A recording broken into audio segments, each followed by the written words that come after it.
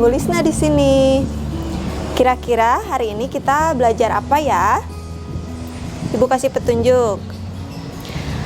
Aktivitas ini merupakan salah satu ciri makhluk hidup. Jika tidak melakukan aktivitas ini, kamu tidak akan hidup. Kira-kira apa jawabannya? Ya, jawabannya adalah bernafas. Jadi, hari ini kita akan belajar tentang sistem pernafasan pada manusia.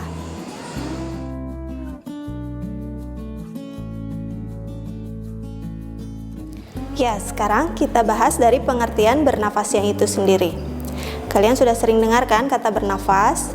Secara sederhana, bernafas adalah menghirup oksigen atau O2 dan mengeluarkan karbon dioksida atau CO2. Lalu, di mana kamu bisa mendapatkan oksigen? Apakah oksigen bisa diproduksi oleh tubuhmu? Tidak, oksigen tidak bisa diproduksi oleh tubuhmu sendiri. Oksigen didapatkan dari lingkungan sekitarmu. Nah, pertanyaannya, jika kamu berada di lingkungan yang sejuk, banyak pepohonan, dan di satu sisi kamu berada di lingkungan yang kotor atau di jalan raya, apakah oksigen yang kamu hirup sama? Beda, tentu saja berbeda.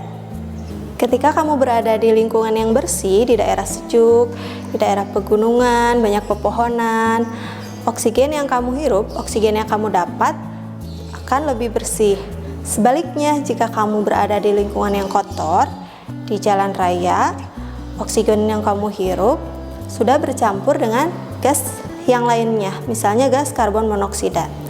Nah, dari sini terlihat jelas ya bedanya. Ketika kamu menghirup udara yang bersih, otomatis tubuhmu juga akan lebih sehat. Sebaliknya, jika kamu menghirup udara kotor, tubuhmu juga bisa menyebabkan berbagai penyakit. Salah satunya ISPA atau infeksi saluran pernafasan atas. Waktunya kuis. Nah, tadi sudah dijelaskan tentang pengertian bernafas. Sekarang Ibu akan bertanya, apakah tubuhmu bisa memproduksi oksigen sendiri?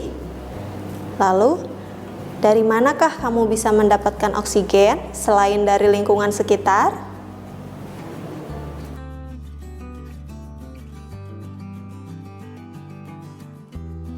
Selanjutnya, kita akan bahas organ atau alat pernapasan manusia.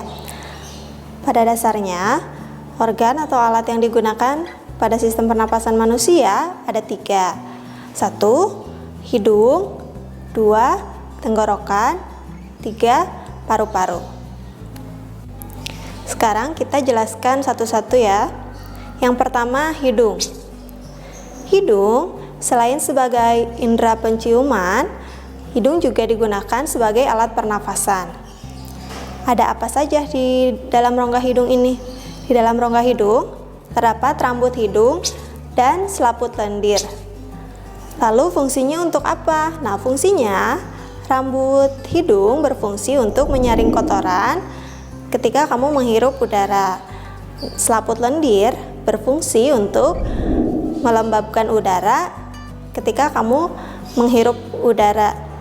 Nah, jadi rambut hidung dan selaput lendir intinya fungsinya sama, yaitu untuk menyaring udara ketika kamu menghirup udara yang masuk. Nah, jadi ketika udara yang masuk ke dalam tubuhmu tidak langsung semuanya terhirup, disaring dulu oleh rambut hidung dan selaput lendir. Nah, selaput lendir selain itu fungsinya juga untuk mengatur suhu. Jadi ketika kamu menghirup udara, otomatis selaput lendir ini berfungsi untuk mengatur agar suhunya sesuai dengan suhu tubuhmu. Waktunya kuis. Pertanyaannya, apa yang terjadi jika kamu tidak mempunyai rambut hidung dan selaput lendir? Yang kedua adalah tenggorokan. Tenggorokan letaknya di dalam rongga dada. Bentuknya seperti pipa. Pada tenggorokan dibagi-bagi lagi, ada faring, rongga tekak, laring, pangkal tenggorokan, dan Trakea itu adalah batang tenggorokan. Kita jelaskan dari faring dulu ya. Yang pertama, faring. Faring merupakan rongga persimpangan. Persimpangan dari rongga hidung, batang tenggorokan atau trakea, dan persimpangan dari esofagus, yaitu jalannya makanan. Yang kedua ada laring atau pangkal tenggorokan. Nah, ini lanjutan dari tadi faring. Di laring ini merupakan saluran udara. Nah, di laring juga ada selaput suara. Yang terakhir di laring itu ada katup yang disebut epiglotis. Epiglotis ini akan membuka ketika kamu bernafas dan menutup ketika kamu menelan makanan. Kemudian, kamu pernah merasakan tersedak? Tersedak terjadi ketika epiglotis yang harusnya menutup tapi terbuka. Jadi masuklah makanannya ke saluran pernafasan. Itu sebabnya ketika kamu makan tidak boleh sambil bicara, karena nanti khawatir makanannya masuk ke saluran pernafasan, bukan ke saluran pencernaan. Yang ketiga yaitu trakea atau batang tenggorokan. Trakea ini merupakan tempat lewatnya udara.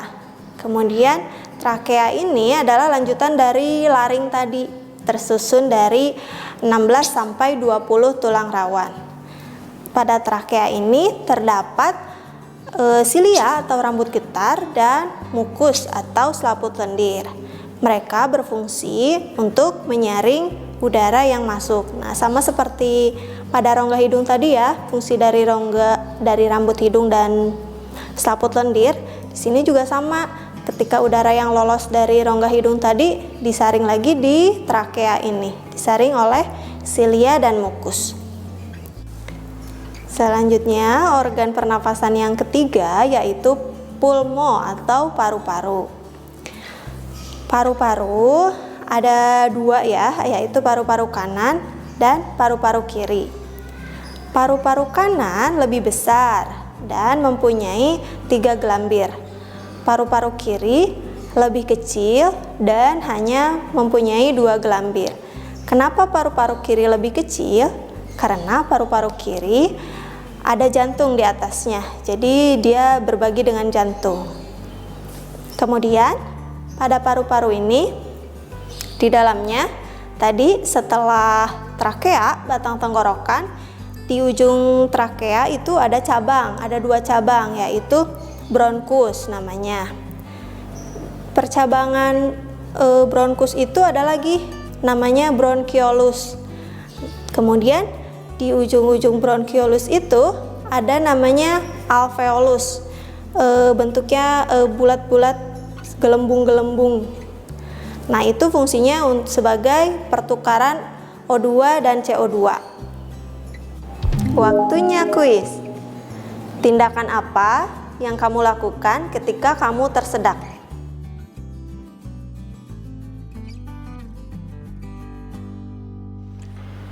Proses pernapasan adalah proses masuknya udara dari luar tubuh kita ke dalam paru-paru dan proses keluarnya udara dari dalam paru-paru ke luar tubuh kita. Lebih rincinya lagi dikatakan bahwa proses pernapasan adalah proses masuknya oksigen ke dalam tubuh kita, ke dalam paru-paru, dan keluarnya karbon dioksida dari paru-paru keluar tubuh kita. Proses ini melalui organ-organ pernapasan yang sebelumnya sudah dijelaskan. Yang pertama, hidung. Hidung akan menghirup udara di sekitar kita, dan udara yang masuk ke dalam tubuh kita itu tersaring pertama kali karena kita punya rambut hidung. Saringannya membuat debu, kotoran, dan kuman akan tertahan di rambut hidung itu. Nah, udara yang lepas dari hidung itu udara yang sudah tersaring. Kemudian udara itu masuk ke dalam tenggorokan. Dalam tenggorokan ini ada lendir. Lendir ini juga fungsinya adalah untuk menyaring, karena bisa jadi ada kotoran, debu, atau kuman yang masih bisa masuk. Nah, di dalam tenggorokan itu akan tersaring lagi sehingga udara yang kemudian masuk ke dalam paru-paru adalah udara yang bersih. Nah, udara yang bersih ini kemudian masuk ke dalam paru-paru Nah, di dalam paru-paru kemudian udara ini akan masuk sampai ke tingkat yang kita sebut organnya dengan alveoli. Alveoli adalah kantung udara di mana terjadi pertukaran antara oksigen dan karbon dioksida. Ada dua cara pernapasan yang umum diketahui. Yang pertama adalah pernapasan dada. Yang kedua adalah pernapasan perut. Pernapasan dada, ketika kita menghirup dalam-dalam, maka dada kita akan terangkat, rusuk kita terangkat, rongga dada akan membesar. Ini adalah proses masuknya udara oksigen ke dalam paru-paru. Kemudian ketika kita mengeluarkannya, rongga dada akan mengecil dan rusuk akan turun ke bawah. Sementara yang kedua adalah proses pernapasan perut. Ini melibatkan diafragma. Diafragma adalah batas antara dada dan perut. Ketika kita bernapas dengan pernapasan perut, diafragma kita akan datar. Seperti itu. Kemudian udara masuk ke dalam paru-paru kita. Ketika kita mengeluarkan udara dengan pernapasan perut, diafragma akan melengkung ke atas. Dan itu menyebabkan proses pernapasan terjadi dengan baik. Kuis. Kalau kalian tahu bahwa oksigen itu kita hirup dari udara di sekitar kita, pertanyaannya adalah dari mana karbon dioksida berasal yang kita keluarkan dalam proses pernapasan.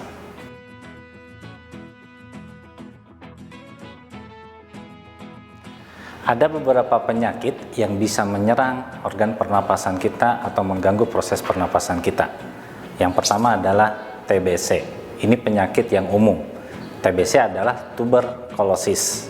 Tuberkulosis ini disebabkan oleh infeksi dari bakteri tuberkulosa.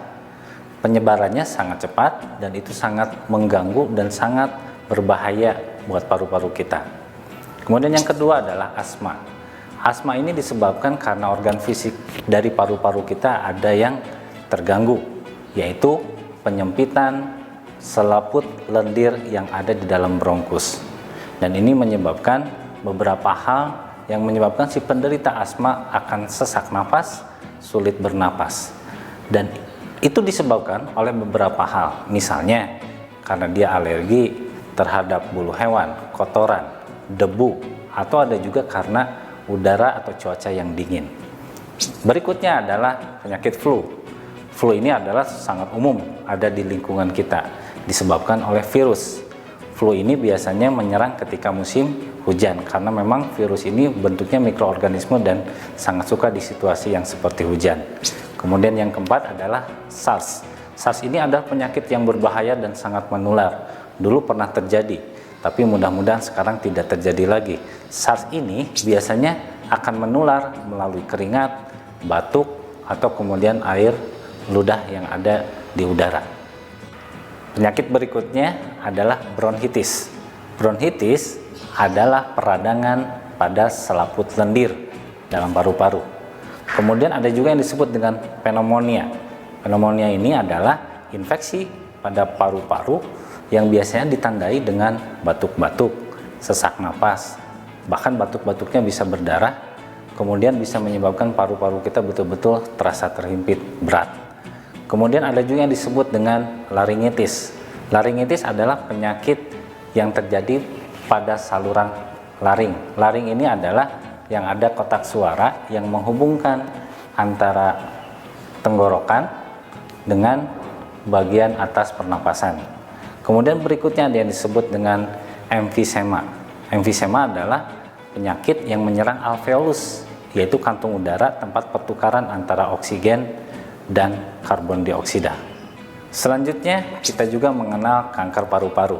Kanker paru-paru ini adalah tumbuhnya tumor di dalam paru-paru kita. Ini cukup berbahaya karena bisa mematikan. Nah, yang terakhir adalah penyakit yang sekarang kita sedang menghadapinya bersama-sama, yaitu COVID-19 atau COVID-19. COVID sendiri adalah singkatan dari Coronavirus Disease yang ditemukan atau pertama kali muncul pada tahun 2019. Nah, corona ini mirip-mirip dengan flu atau lebih tepatnya mirip dengan pneumonia. Nah, ini kita semua sudah tahu bagaimana ganasnya berbahayanya corona atau COVID-19, di mana awalnya adalah ada sesak nafas, batuk-batuk, influenza, kemudian bisa menyebabkan kita semakin berat ketika bernapas. Secara umum seperti itu penyakit-penyakit yang bisa menyerang organ pernapasan kita. Waktunya kuis.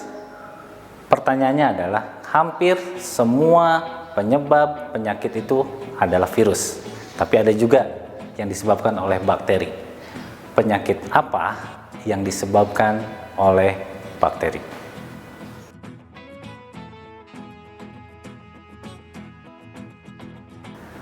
Bagaimana cara kita merawat alat pernapasan tubuh kita? Yang pertama, biasakan hidup sehat, yaitu dengan makan makanan yang bergizi, istirahat yang cukup, dan olahraga teratur. Yang kedua, biasakan kita untuk mencuci tangan dengan baik, pakai sabun, supaya tangan kita bersih.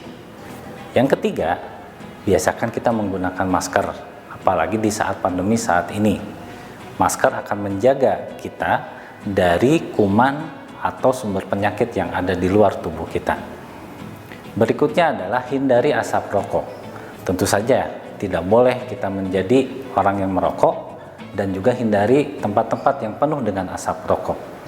Kemudian berikutnya yang terakhir, bagi penderita asma harus diketahui penyebab utama munculnya asma. Lalu kita harus menghindari penyebab itu. Misalnya, kita harus tahu penyebab asma itu dari kotoran hewan misalnya, atau dari debu atau dari cuaca dingin. Kalau kita sudah tahu, maka usahakan kita menghindari penyebab itu. Itu cara kita merawat alat pernapasan kita supaya kita tetap sehat. Kuis. Untuk menjaga alat pernapasan, kita harus rajin olahraga, tapi juga kita harus pakai masker. Pertanyaannya, ketika kita sedang melakukan olahraga, perlukah kita menggunakan masker? Nah, itu tadi materi hari ini tentang sistem pernafasan manusia yang sudah dijelaskan oleh Bu Lisna dan Pak Andri. Jangan lupa setelah ini disimak lagi, dipahami lagi. Sampai bertemu di materi selanjutnya. Wassalamualaikum.